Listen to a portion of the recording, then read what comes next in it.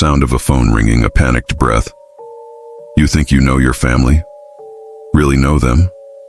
That you can trust the people who share your blood, your childhood, your deepest secrets? I did, and I was so wrong. Catastrophically, devastatingly wrong. It all started with whispers, just little things going off kilter, a string of bad luck I just couldn't figure out. But then those whispers, they turned into a roar, and the bad luck, well, it started to feel personal, like it was aimed right at me. My life wasn't just falling apart. It felt like someone was deliberately taking it apart, piece by piece. And the person holding the demolition tools, the one I never, ever would have suspected. Not in a million years. The truth? It was colder, crueler than any lie I could have possibly imagined.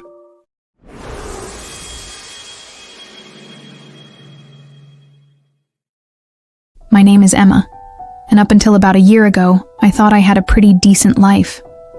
Not perfect, 'cause whose is, right? But good. I loved my job, had a small but amazing group of friends, and a family that, even with all its quirks, I truly believed was my rock. My sister Lily and I, well, we were sisters. You know how it is. Part built-in best friend, part built-in rival. Growing up, Lily was always the, let's say, more vibrant one. She loved the spotlight, while I was happy chilling in the quieter corners. She was gorgeous, charming, could talk anyone into anything. I actually admired that about her, even if it sometimes made me feel a bit like her shadow. We had our fights, sure. What siblings don't? But underneath all that, I really believed we had this unbreakable bond. This unspoken promise that we'd always have each other's backs. That right there was my first mistake. The first little hint that something was off was tiny, almost missable. I was up for a big promotion at work, something I'd been working my tail off for years. Everyone, even my boss, kind of hinted it was in the bag. Then, bam, out of nowhere, it went to someone else. Someone with less experience, less qualified. My boss was super vague, just mumbled something about unforeseen circumstances, and a shift in direction. I was gutted, obviously, but I just chalked it up to annoying office politics. You know, one of those things you just have to suck up and move on from. But then, other weird stuff started happening. A freelance project I was really counting on, one that felt like a sure thing, suddenly vanished. The client, who'd been so enthusiastic, just went cold, stopped replying to my emails. Around the same time, I started hearing these whispers among my friends. Vague, totally untrue rumors about my work, my personal life. Things I knew were nonsense, but they still stung. Little digs that made me wonder who was saying them and why. At home, strange things kept happening too. Important papers would go missing, only to magically reappear in some weird spot days later, usually right after a deadline had passed. Appointments I swore I'd written down correctly in my calendar were somehow wrong.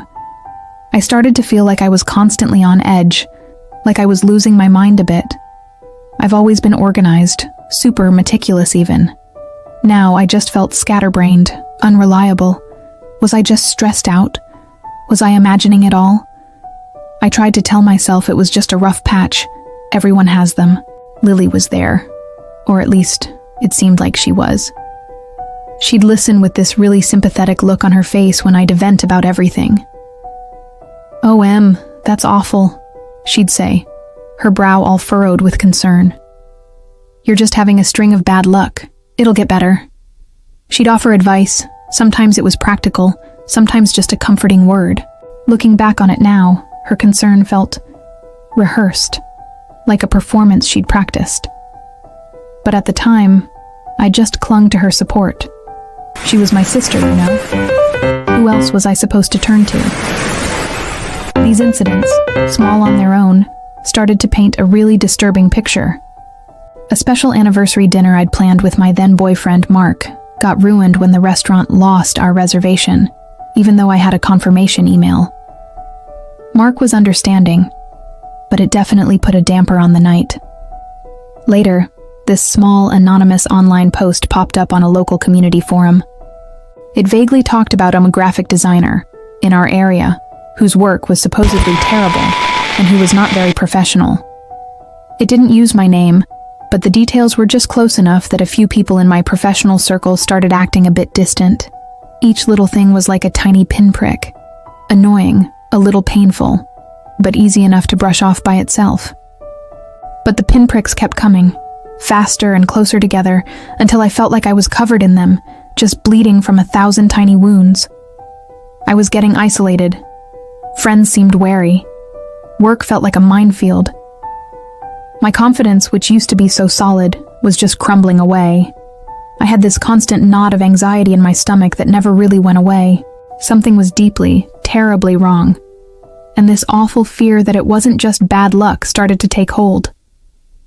The breaking point, that moment when all the fog of confusion and self-doubt just cleared, and I saw things with this terrifying clarity, happened during what should have been one of the happiest times of my life. I'd been pouring myself into a passion project for months, a series of illustrations for a children's book. It was this dream I'd had since I was a little kid, always sketching characters in the margins of my notebooks. I'd put my heart and soul into it, so many late nights and early mornings, fueled by coffee and sheer hope. I'd finally landed a meeting with a publisher, a small independent press that was known for taking chances on new artists. This was it. This was my chance to turn things around, to get back some of the professional ground I felt like I'd been losing. The meeting was set for a Monday morning. I spent the whole weekend getting ready. My portfolio was perfect, my presentation rehearsed. The digital files for the illustrations were on this specific USB drive, a bright blue one I used only for this project. I'd triple-checked everything on Sunday night, put the USB drive, my notebook, and a hard copy of my manuscript neatly on my desk, all ready to go. I even set 2 alarms because I was so paranoid about oversleeping. Monday morning came. I woke up before my alarms, just a bundle of nerves and excitement. I went through my morning routine trying to keep my cool. Then I went to my desk to grab my stuff, and my heart just stopped. The blue USB drive was gone. Panic, this cold, sharp feeling just clawed its way up my throat. It had to be there. I started searching my desk, really methodically at first, then with more and more desperation. Under papers, in drawers, behind the monitor. Nothing. I dumped out my bag, shaking everything onto the floor. No blue USB. I tore through my apartment, my search getting frantic, chaotic. My normally super organized place looked like a bomb had gone off. Cushions tossed, cabinets open, stuff scattered everywhere. It wasn't there. It was just gone. I had backups, of course, on my main hard drive. But the specific versions, the final, polished files I'd stayed up until 3 a.m. perfecting, those were on that blue drive. The ones I'd carefully tailored for this specific publisher. To recreate them perfectly would take hours. Hours I just didn't have. My meeting was in less than 2 hours. I called the publisher, my voice trembling, and stammered out some excuse about a technical problem, asking if there was any way I could reschedule. The assistant on the other end was polite, but pretty cool. They were super busy. A rescheduled meeting wouldn't be possible for at least another month, and even then, no guarantees. I hung up, and the click of the receiver sounded like a door slamming shut on my dream. I just sank to the floor, surrounded by the chaos of my ransacked apartment, and for the first time, I didn't just feel unlucky or stressed. I felt targeted. This wasn't an accident. This wasn't me being forgetful. This was deliberate. Someone had taken that USB drive. Someone who knew exactly how much that meeting meant to me. The realization hit me like a punch to the gut. The lost promotion, the canceled freelance project, the rumors, the misplaced documents, that ruined dinner, the anonymous online smear, they weren't just separate bits of bad luck. They were calculated acts of sabotage. My world wasn't just falling apart. Someone was actively, maliciously tearing it down. And then, this image flickered in my mind. Lily had been over for dinner 2 nights before. We'd sat in my living room, which is right off my office space. She'd used my bathroom, which was near my desk. Could she have? No. The thought was monstrous, completely unthinkable. My own sister? It had to be a coincidence. But that tiny seed of suspicion, once it was planted, started to grow. Its little tendrils wrapping around the edges of my denial, the sheer malice of it, the calculated cruelty. It was just too much to be random. This wasn't just bad luck anymore. This was war. A war someone had declared on my life without me even realizing I was supposed to be fighting. The despair was overwhelming, but underneath it, a new feeling started to stir. Anger. A cold, hard anger that demanded answers. I couldn't go on like this, living in this constant state of anxiety, watching everything I'd worked for turn to ash. I needed to know who was doing this to me, and why. The police would probably just dismiss it, a string of unfortunate events, no real proof of a crime, at least not one they'd bother with.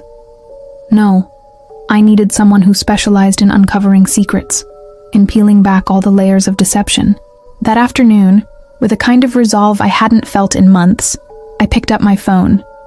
My hands were still shaking, but my voice was steady. I searched for private investigators in my area. I scrolled through the listings, my finger hovering over one name.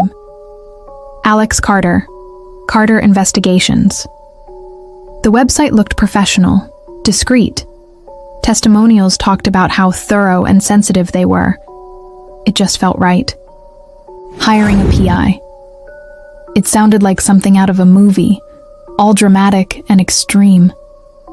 But my life had become a drama, and the steps I needed to take had to match how extreme the situation was. The sabotage was undeniable now, and I was determined to find the saboteur, no matter how unbelievable or painful the truth might be. I had to know who was trying to destroy me, and I had to make them stop.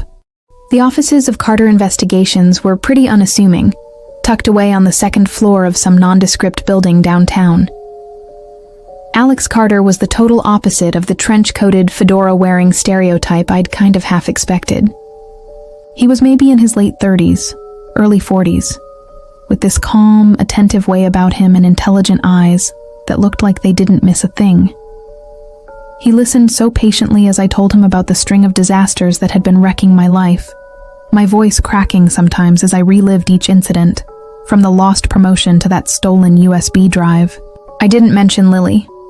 The thought was still just too awful to say out loud, buried too deep under years of sisterly love. I just said I suspected someone was deliberately trying to ruin my personal and professional life. Alex Carter didn't brush off my fears. He asked these clarifying questions, his tone professional, but also empathetic. He explained how he worked. Surveillance, background checks, digital forensics if it came to that. He was upfront about the cost, which was pretty significant. But by then, the price of not knowing, of continuing to live under this invisible attack, felt way, way higher. I signed the contract, and this wave of nervousness mixed with a tiny sliver of hope washed over me. I was finally doing something. The next few weeks were a weird mix of anxiety and waiting. Alex, or Mr. Carter as I was still formally calling him, gave me periodic discreet updates. He started by looking into my professional life. Colleagues, any former clients who might have been unhappy, competitors. He was like a ghost, just moving through the edges of my world, totally unseen and unheard by the people he was observing. He did background checks on a few people who seemed like they might have a motive or the opportunity, but nothing solid came up at first. He told me these things often start broad and then get narrower. Patience was everything. Meanwhile, the sabotage didn't stop. If anything, it got worse, bolder, more personal. My car tires were slashed one morning, parked in my own apartment building's supposedly secure garage. No cameras in that section, of course. Then, these harassing food deliveries started showing up at my apartment. Pizzas, Chinese food, huge catering orders I hadn't placed. It was embarrassing, so disruptive, and made me feel like a prisoner in my own home. Each incident just chipped away more at my sense of security. I'd get these anonymous, unsettling emails, not openly threatening, but filled with these nasty comments about how I looked, my personality, my failings. "Everyone sees through your act," one read. Another said, "You're not as smart as you think you are." They were sent from encrypted, untraceable accounts. Alex told me to forward them to him straight away and not to reply. He was trying to trace where they came from, but whoever was doing this was clearly using sophisticated ways to cover their tracks. This was no amateur. My friendships, already strained by the earlier rumors, suffered even more. One evening, I was supposed to meet a group of friends for dinner. A text message, looking like it came from me, was sent to our group chat an hour before, rudely canceling and saying I'd gotten a last-minute, more exciting invitation. Of course, I'd sent no such text. When I showed up at the restaurant, totally confused why no one else was there, I was met with cold shoulders and people accusing me of being flaky and inconsiderate. It took a lot of frantic explaining, showing them my actual sent messages to even partly convince them. But that uneasy feeling lingered. Someone was actively impersonating me to push everyone away. Lily kept up her act of being the supportive sister. She'd call, offer a sympathetic ear, express all this outrage at each new thing. "Em, this is horrible. Who would do such awful things to you?" Her voice would have just the right amount of concern. I found myself watching her more closely when we talked, looking for any flicker, any tiny tell, anything to confirm or deny that horrible suspicion that was growing in my gut like some toxic weed. But Lily was a master performer. Her expressions were flawless, her words always supportive. If she was lying, she was terrifyingly good at it. The stress was really getting to me. I wasn't sleeping well, and when I did manage to drift off, I had nightmares. I lost weight. My focus at work, when I could even drag myself there, was completely shot. I felt jumpy, paranoid, constantly looking over my shoulder. The world, which had once felt safe and predictable, now seemed full of hidden dangers and unseen enemies.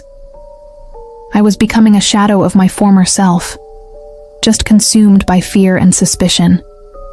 Alex Carter remained this calm presence in the middle of the storm. He told me his team was meticulously going through my digital footprint, social media, old email accounts, anything that might offer a clue. He was also doing discreet surveillance, not just on potential external suspects, but also, with my very reluctant permission, observing patterns around my apartment building, my workplace. He explained that sometimes the perpetrator is someone close, someone who has access. Those words just hung in the air between us, unsaid but totally understood. One afternoon, Alex called me into his office. He had something. He'd been carefully analyzing the metadata from those anonymous emails. While the sender had used VPNs and other tricks to stay anonymous, a tiny, almost invisible digital breadcrumb had been left in one of the earlier emails. A fragment of an IP address that, after a ton of painstaking work, his tech expert had managed to partially trace. It wasn't definitive, not a smoking gun, but it pointed towards a public Wi-Fi network that was frequently used in a cafe Lily went to almost every day. My blood ran cold. A cafe Lily loved. It was circumstantial, Alex cautioned. Lots of people used that cafe. It didn't prove anything, but it was the first piece of actual, tangible, even if small evidence that pointed, however faintly, in Lily's direction. He also mentioned that during a brief period of surveillance near my apartment, after the tire slashing, Lily had been seen in the area at a really odd hour, a time she couldn't easily explain when I'd casually asked her where she'd been later that week. She'd kind of fumbled for an answer, saying she'd been out for a late-night walk, which was something she hardly ever did. The dread I felt was like a physical weight, pressing down on my chest, making it hard to breathe. Alex suggested a more focused approach. He wanted to dig deeper into Lily's recent activities, her financial transactions, her online presence under any potential fake names. He would be incredibly careful, he assured me. No one, especially not Lily, would know. I gave him the go-ahead, my voice barely a whisper. Part of me was screaming in protest, horrified at the thought of investigating my own sister. How could I even consider it? This was Lily, my baby sister, the girl I'd shared a room with, whose scraped knees I'd bandaged, whose secrets I'd kept. But another part of me, the part that had been living in this nightmare for months, knew I had to see this through. The alternative, to live with this uncertainty, this constant fear, the slow destruction of my life, was unbearable. The investigation was now closing in, the circle of suspicion tightening. And as Alex Carter dug deeper, I braced myself for what he might find, terrified that the truth would be more devastating than anything I could have possibly prepared for. My life felt like a tapestry unraveling thread by thread, and I had this sickening feeling that the hand pulling those threads was one I knew all too well. The hope that this was all just some terrible misunderstanding, a series of awful coincidences, was fading fast, replaced by a chilling premonition of the betrayal that was coming. The call from Alex Carter came on a Tuesday afternoon.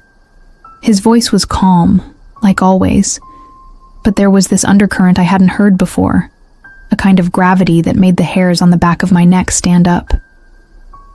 "Emma," he said, "I think you should come to the office. There are some things we need to discuss in person." The drive to his office was a total blur. My hands were gripping the steering wheel so tight my knuckles were white.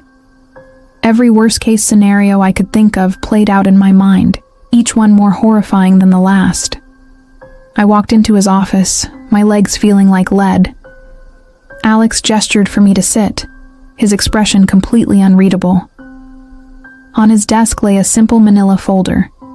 It looked so ordinary, yet I knew it held the answers I'd been so desperate and so terrified to find.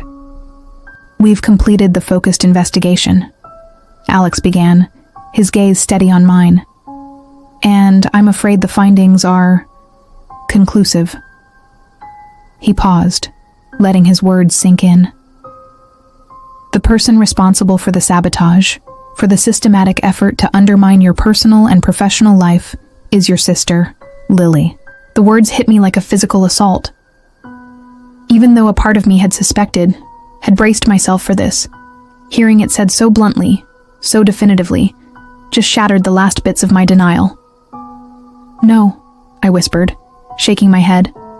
"No, it can't be. Lily? Why?" Tears welled up in my eyes, blurring Alex's face. Alex slid the folder across the desk. "The evidence is extensive, Emma, and I'm sorry, truly sorry that it has to be this way." With trembling hands, I opened the folder. Inside were documents, photographs, screenshots, a meticulous compilation of Lily's deceit. Alex walked me through it, piece by painstaking piece. First, there was the digital evidence. His team had managed to recover deleted files from a cloud storage account Lily used under a fake name. These files contained drafts of the anonymous, harassing emails sent to me. They'd even found a document where Lily had been practicing mimicking my email signature and writing style, probably for those faked cancellation messages to my friends. That IP address fragment from the cafe had been a crucial starting point, leading them to explore public Wi-Fi hotspots Lily went to often, and cross-referencing login times with when the malicious emails were sent. The patterns were undeniable. Then came the financial records. Alex had uncovered a series of small, untraceable payments made from a prepaid debit card. This card had been bought with cash, but security footage from the store where it was purchased, though grainy, showed a woman matching Lily's description, wearing that distinctive scarf I'd given her for her last birthday. These payments lined up with the timing of certain anonymous online posts, and even one of the harassing food delivery services that let you place anonymous prepaid orders. She had literally paid to make my life a misery. The surveillance reports were next. On the night my tires were slashed, Alex's team, who had already started some preliminary monitoring because of my general unease, had footage of Lily's car driving slowly past my apartment building multiple times in the early hours of the morning. While it didn't show her actually doing it, her being there, combined with her flimsy alibi, was pretty damning. There were also records of her making calls from burner phones, those cheap, disposable phones, often just before or after a new incident of sabotage happened. Perhaps the most heartbreaking evidence was what they found from people she'd manipulated. Alex, with incredible tact and discretion, had spoken to a former colleague of mine who'd suddenly turned cold towards me. It turned out Lily had approached this colleague, pretending to be concerned for me, and subtly planted seeds of doubt about my competence and stability. She'd twisted innocent things I'd said, sharing confidences that painted me in a terrible light. She'd even implied I was struggling with substance abuse, a complete lie, to explain my supposed erratic behavior. She had systematically poisoned people against me, all while playing the concerned sister to my face. And the stolen USB drive from my publisher meeting, security footage from a tiny convenience store camera across the street from my apartment, which Alex's team had painstakingly tracked down and reviewed, showed Lily leaving my building early that Monday morning, long before I was even awake. She was carrying a small, nondescript bag, but her route took her directly past a public trash can several blocks away, where she paused for just a moment too long. Alex figured she'd simply tossed it, knowing how much its loss would devastate me. Every piece of evidence was like a fresh stab to my heart. The sheer scope of her betrayal was staggering. This wasn't some spur-of-the-moment act of jealousy. This was a calculated long-term campaign designed to destroy my career, my relationships, my sanity. She had woven this complex web of lies, manipulation, and deceit, all with the aim of bringing me down. Why? I choked out, that single word holding a universe of pain and confusion. Why would she do this to me?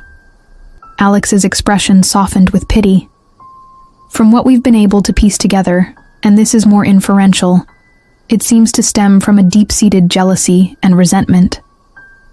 Perhaps she felt overshadowed by your successes, however modest you might feel they are.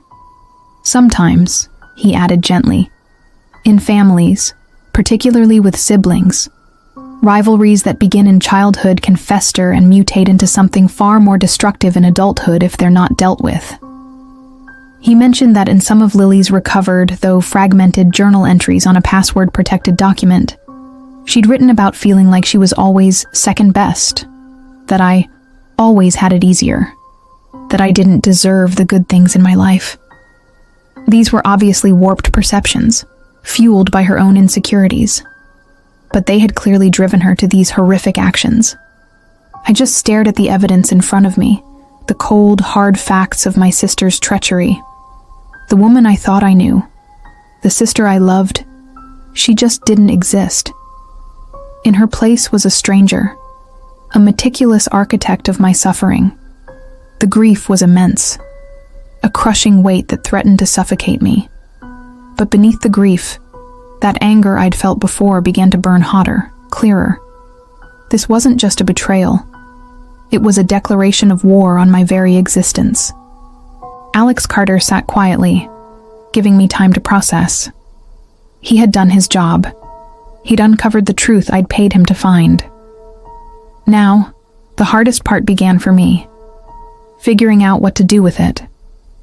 The world as I knew it had been changed forever. The sister I loved was the architect of my pain. The foundation of my family was built on a lie. There was no going back from this. The full, devastating extent of Lily's secret life, her calculated cruelty, was laid bare, and I was left to pick up the shattered pieces of the life she had tried so hard to destroy. The days after that revelation in Alex Carter's office were just a blur of numb disbelief and searing pain. How do you even confront your own sister with evidence of such a profound betrayal? How do you begin to tell her how deeply she's wounded you? I kept replaying Alex's words, sifting through copies of the evidence he'd given me, each page making me feel sick all over again. Sleep was impossible. Food tasted like cardboard. The image of Lily, my Lily, the one who shared all my childhood memories, my inside jokes, was now layered with this new, monstrous image of a calculating saboteur. I knew I couldn't just let it go. For my own sanity, for the shreds of my life I desperately needed to reclaim, I had to confront her. I picked a neutral spot, a quiet corner in a park, a place with no easy escape, but public enough that hopefully it would keep any reactions from getting too extreme. I texted her, my message deceptively simple. Lily, we need to talk. It's important. Meet me at Willow Creek Park, by the old oak tree, tomorrow at 2 p.m. She replied with a casual, "Sure, Em. Everything okay?" The breezy, unconcerned tone of her text was like another twist of the knife. She arrived a few minutes late, smiling, looking like the picture of innocence in a bright sundress. "Hey, what's up?" she chirped, as if this were just any other casual sisterly get-together. Seeing her like that, so carefree, so utterly oblivious to the storm raging inside me, nearly made me lose it. I took a deep breath. "Lily," I began, my voice surprisingly steady. "I know what you've been doing." Her smile faltered. Just a flicker of something. Surprise? Fear? In her eyes. "Doing? What are you talking about, Em?" I didn't raise my voice. I didn't cry. I just laid it all out, piece by piece. "I know you're the one who's been trying to ruin my life. The lost promotion, the canceled projects, the rumors, the harassing emails, the slashed tires, the stolen USB drive from my publisher meeting." I watched her face as I spoke. The initial surprise twisted into this defensive mask. "Emma, that's insane," she scoffed, trying to laugh, but it sounded hollow even to me. "You're stressed. You're not thinking clearly. Why on earth would I do any of that?" That's when I pulled out a small summarized report Alex had helped me prepare, a condensed version of the evidence. Not the whole file, just enough. I hired a private investigator, Lily. Her face went pale. The color just drained from her cheeks, leaving her looking stark and suddenly older. Her eyes darted to the papers in my hand, then back to my face, wide with this dawning horror. The carefully built facade of the charming, concerned sister just crumbled in an instant. "He found everything," I continued, my voice quiet but firm. "The fake accounts, the payments, the burner phones. He found out how you manipulated people, how you spread lies about me. He even has footage of you near my apartment the night my tires were slashed, and leaving my building the morning my USB drive disappeared." Silence. A long, heavy silence hung between us, broken only by the rustling of leaves in the breeze. Lily stared at the ground, her hands clenched into fists. When she finally looked up, her eyes weren't filled with remorse, but with this raw, ugly bitterness. "So, what if I did?" she finally spat, her voice low and venomous. "You always had everything, Emma. Always the smart one, the talented one. The one Mom and Dad were secretly more proud of, even if they tried not to show it." "That's not true, Lily," I said, shocked by how intense her resentment was. "I worked hard for everything I have, and Mom and Dad love us both equally." "Equally?" She let out this harsh laugh. "Please, you were always their golden girl, your art, your career. What about me? I was just Lily, the pretty one, the fun one, but never the important one. Did you ever once stop to think how that felt? To always be in your shadow?" Her words were just this torrent of pent-up jealousy and perceived slights, a story she had clearly been telling herself for years. She talked about feeling invisible, about my successes being a constant reminder of her own supposed failures. She twisted childhood memories, painting me as this uncaring, aloof older sister who never truly supported her. It was such a deeply distorted view of our shared history, all fueled by an insecurity so profound it had turned toxic. She admitted, in a roundabout way, to the specific acts of sabotage, justifying each one as a way to level the playing field, to show me what it felt like to struggle. She truly believed I deserved it. There was no apology, not a shred of guilt, only this defiant, self-righteous anger. Listening to her, I just felt this profound sadness wash over me, a grief for the sister I thought I had, and for the sister she had become. The motivations she laid out were so petty, so rooted in her own twisted perceptions, yet they had caused so much destruction. "So you decided to destroy my life?" I asked, my voice trembling now, not with fear, but with this deep, sorrowful anger. "Because you were jealous? Because you felt overshadowed? Lily, what you did was cruel. It was evil." She flinched at the word evil, but her defiance didn't waver. "You'll never understand," she said coldly. The confrontation ended with no resolution, no apology from her. Just two sisters, irrevocably broken, standing on opposite sides of this chasm of betrayal. I walked away, leaving her by the old oak tree, the summarized evidence on the bench beside her. The next step was telling our parents. It was one of the hardest things I've ever had to do. I sat them down, Alex Carter's full report in my hands. Their initial reaction was disbelief, denial. "Emma, there must be some mistake," my mother said, her hand flying to her mouth. "Lily would never." My father just sat in stunned silence, his face ashen. But as I laid out the evidence, calmly, factually, showing them the irrefutable proof of Lily's actions, their denial slowly crumbled, replaced by this dawning horror and a grief that mirrored my own. My mother wept, these deep, shuddering sobs. My father just stared into space, the weight of his daughter's betrayal crushing him. When they finally confronted Lily, she didn't deny it to them either. She tried to spin her narrative of victimhood, of being the misunderstood, neglected child.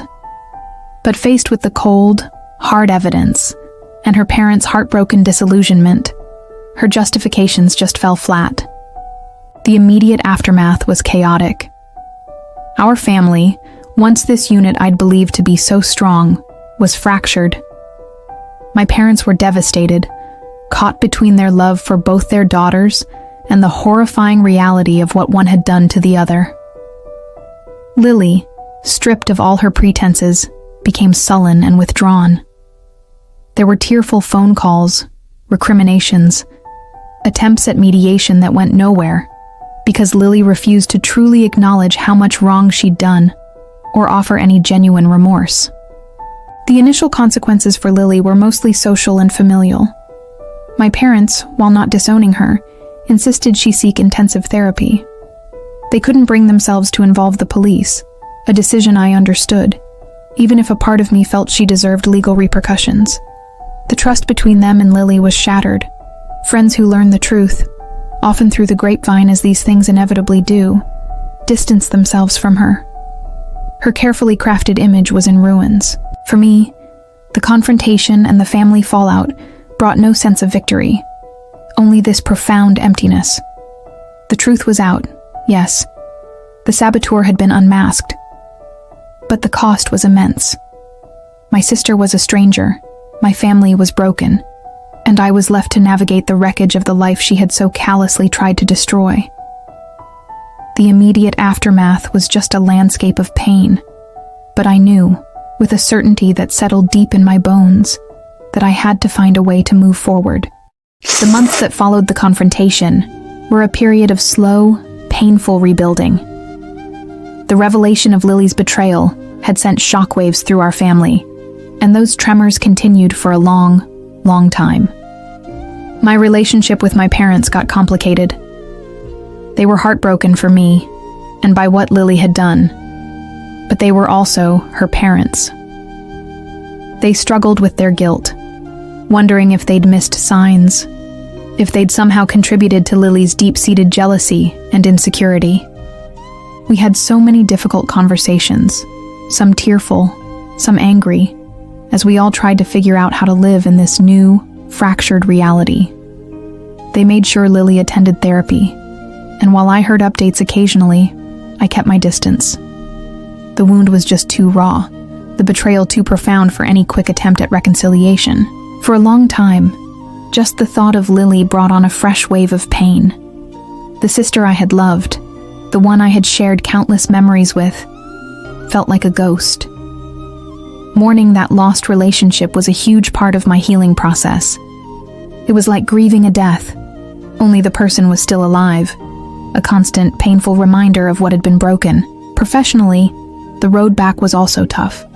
The damage Lily had done to my reputation took time and a lot of effort to repair. I had to proactively reach out to colleagues and clients, not to air all our dirty laundry, but to discreetly correct the misinformation she had spread.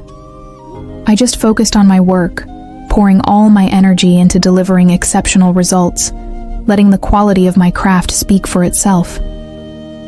Slowly, opportunities started coming back. I even reapproached the publisher whose meeting had been sabotaged. This time, armed with my completed illustrations and this quiet determination, I actually secured a contract. It wasn't the triumphant moment I had once imagined, but it was a really significant step forward, a testament to my resilience. The whole experience forced me to reevaluate trust. For a while, I was wary of everyone, questioning motives, looking for hidden agendas. It was an exhausting way to live, but with time and the support of my true friends, those who had stood by me or who understood once the truth came out, I began to learn to trust again, though definitely more cautiously. I learned that true trust isn't blind, it's earned, and it requires discernment. One of the most important lessons was about boundaries. I had always been accommodating, maybe too much so, especially with Lily. I learned that it's okay to say no, to protect your own well-being, even with family. The belief that family is an unbreakable bond, no matter what had been completely shattered, replaced by the understanding that healthy relationships, even family ones, need mutual respect and just cannot survive sustained, malicious betrayal. As for Lily, from what I heard, therapy was a difficult process for her. Whether she ever truly grasped the enormity of what she'd done or developed genuine remorse, I honestly couldn't say for sure. There were no grand apologies, no heartfelt pleas for forgiveness sent my way in those early years. Perhaps in her own way, she was grappling with the consequences of her secret life finally being exposed. The social fallout and the deep disappointment from our parents were pretty significant. Years have passed now. The sharp edges of the pain have definitely dulled, though the scars remain. I wouldn't say our family is healed in the sense of going back to what it once was. That's just impossible. But we've found a new, more honest, if more distant way of being. I see my parents regularly. My relationship with Lily is polite. We can be in the same room during family gatherings, exchange civilities, but the closeness, that sisterly bond, is gone, a casualty of her devastating betrayal. There's this invisible wall between us, built of her lies and my pain. Perhaps one day, true forgiveness might be possible, but forgiveness doesn't always mean reconciliation, and it certainly doesn't mean forgetting. I learned a lot about myself through this whole ordeal. I learned I was stronger than I thought, more resilient. I learned that I could face the ugliest truths and not just survive, but eventually find a way to thrive again. My life today is good. I have a successful career, a loving partner who knows my whole story and cherishes me, and a renewed appreciation for the genuine, trustworthy people in my life. The sabotage forced me to confront the darkest aspects of a relationship I had cherished, and in doing so, it forced me to grow. The cost of uncovering Lily's secret life was immense, but the cost of remaining a victim of her unseen schemes would have been my entire future. Hiring Alex Carter, that private investigator, was the first step in reclaiming my life, my agency. It led to a truth that was shattering, but ultimately liberating. It exposed the lies and allowed me to start building a new life based on honesty, both with myself and with those around me. This journey was incredibly isolating and painful. If you've ever felt like things in your life are inexplicably going wrong, or if you've ever faced a betrayal that just shook you to your core, I truly understand. It's such a lonely road, but you're definitely not alone in these kinds of experiences. So many of us have stories of navigating complex family dynamics and the pain that can sometimes come with them. I'd be really interested to hear your thoughts on this. Have you ever had to uncover a difficult truth? How did you cope with everything that came after? Share your experiences or insights in the comments below, respectfully, of course. Sometimes, just knowing others have walked through similar fire can be a real source of strength. And if you found this story compelling, or if it resonated with you in any way, please consider giving it a thumbs up. It really helps more people find these narratives. And if you haven't already, please subscribe to the channel for more stories about navigating the complexities of life and relationships. Your support means the world. Looking back, the path I walked was darker than I could have ever imagined. To discover that the source of my deepest pain was someone I loved so dearly, my own sister, was a betrayal that cut right to the very core of my being. It's a wound that, even with time, never fully disappears. It changes you. But it also taught me that, even when you're faced with devastating deceit, there is strength to be found. The fight to uncover the truth, however painful, was a fight for my own survival, for my sanity, and for my right to a life free from manipulation and sabotage. Lily S.'s actions were born from her own insecurities and a really distorted view of the world, a tragic waste of her potential and such a destructive force in my life. While the scars of her betrayal will always be a part of my story, they don't define me anymore. They're a reminder of the darkness I navigated, but also of the light I fought my way back to. Life can be unpredictable, and people, even those closest to us, can be capable of things we never thought possible. But in the end, truth, however difficult, is always more powerful than a lie. And rebuilding a life, piece by shattered piece, on a foundation of that hard-won truth, is a journey worth every single ounce of effort. Thank you for listening.